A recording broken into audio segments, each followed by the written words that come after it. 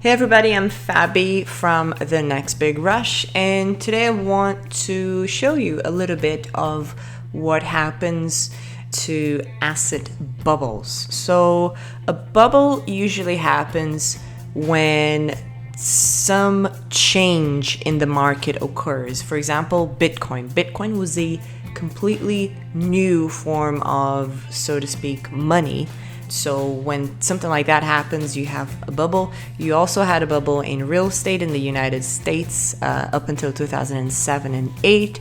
And it has happened already in uranium in the last decade or so, and also gold and silver, more silver than gold for sure, and it will probably happen again. Okay, now whether you want to call it a bubble or just a rise in prices, it's up to you, but the cycle happens again and again and again and again, and so it's very useful for us to know exactly the stages and where I think we're at. Now I have to tell you, I don't really know. I cannot guarantee you that we're in this stage or that stage, but I can tell you what I've been seeing, what I've been studying, and what I've been observing. Okay? So in the beginning, you have the smart money. Smart money is the people that make a bet when nobody else is willing to make that bet. For example, me buying uranium right now is probably under the smart money phase because nobody else is doing it. At least it's not showing very much in the difference in price. Okay, the red is the price. So this is the stealth phase, when you can accumulate more and more and more of that particular asset without the price really going up very much. Now you start to see the takeoff. This is the institutional investors. Hedge funds, mutual funds, etc. come in right here in the awareness phase. Oh, okay, maybe gold is really started to look like a better investment. Maybe we'll invest a little bit more in safer mining stocks, etc., etc. And then you have a little bit of a sell-off. What really gets interesting is because of this stage, this happens, okay? Because it has been going up, the longer something goes up, the more people notice it.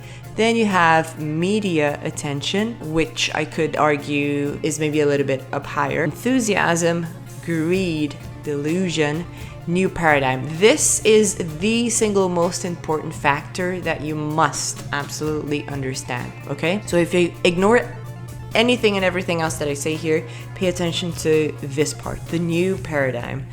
Every single time when we say, oh, the internet is this next big thing and it's awesome and it's going to take over the world and everybody's going to become rich by investing in some vehicle that will gain from the internet, well, then we had the tech bubble because everybody knew that the internet was going to be big, but they thought that it would be permanently higher. Okay, the price would be permanently higher.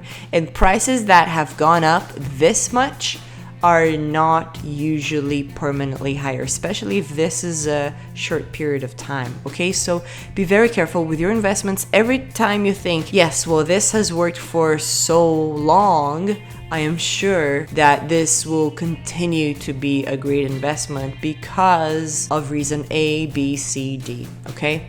Don't be a fool. Don't fall for your own facts and truths. What happens here? Prices go down. But why do prices go down? And here's what I want you to remember. Prices only ever go down because we have more people trying to sell something and not enough people wanting to buy it at this price. This is why we have bubbles popping, because we run out of buyers. Nobody else wants to buy this asset here when everybody got in here, and up to here. People want a better price, okay? There's always a limit. Prices cannot go up forever. And then what usually happens is a dead cat bounce. A dead cat bounce is this little upturn here, which symbolizes that anything, if dropped from high enough, will bounce, even a dead cat. I know, I'm sorry for the cat lovers out there, but that's just an expression, okay? And so it goes up for a little bit because some of the people who buy it here are thinking, great, it used to cost this much, now I'm getting a great discount. They're hoping that it's gonna go up even higher. And what happens is, again, they run out of buyers who want to buy it at this price, and then it completely crashes. Now, the other interesting thing is that once an asset crashes, sometimes it crashes too much. You have, after the mania phase, the blow off phase is when nobody else wants to buy. People have lost a lot of money because basically most of the people who bought up here, if they haven't been smart and sold, then they're losing money day by day by day. And then people get irrational and then they sell down here when the next wave of smart money is buying here. Okay?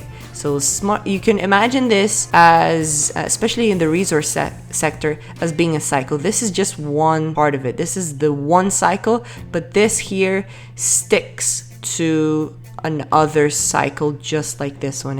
It repeats itself. Now, it happens exactly this way, okay? But if you take a look at most asset bubbles in history, you will see that this is more or less what happens. I believe, and I'm gonna go out on a limb here and take a guess, I believe that we are right here in the bull market for silver and gold. I could be completely wrong, and that's perfectly fine, but after many years, after 5 years of basically this, we are now from January until now, 2016, we have seen an uptick in mining stocks. And so I think some of these have actually sold off a little bit.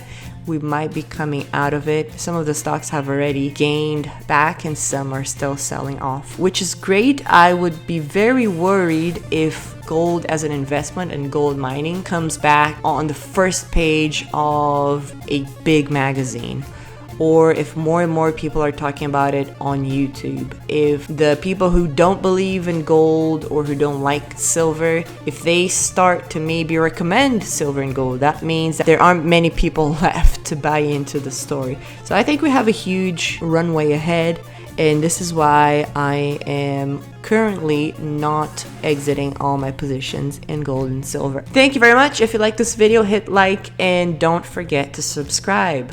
Take care.